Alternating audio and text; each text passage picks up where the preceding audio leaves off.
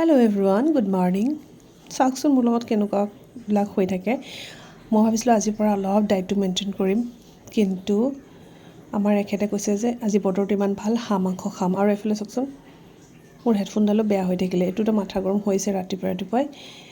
আৰু মই হাঁহ মাংস যিহেতু ইমান বেছি ভাল পাওঁ, এতিয়া এইখিনিও ইমান ধুনীয়াকৈ বনাই লৈছোঁ। আৰু মোৰ মুঠতে আৰু একো ডায়েট মেইনটেইন নহ'ব আৰু। এই ব্ৰেকফাষ্টটো আচলতে মই বনাইছিলোঁ অ'টছ, মগু আৰু বন্ধাকবি দি মিক্সিত গ্ৰাইণ্ড কৰি বনাইছিলোঁ। খাবলৈ ইমান বেছি টেষ্টি হয় আৰু ৱেইট লছৰ কাৰণেও বহুত বেছি ভাল।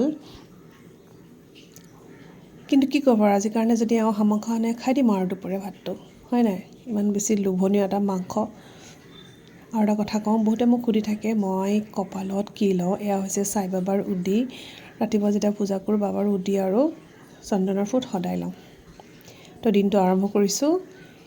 সকলোৰে বাবে শুভ হওক। আজিলৈ আহিছোঁ, বাই।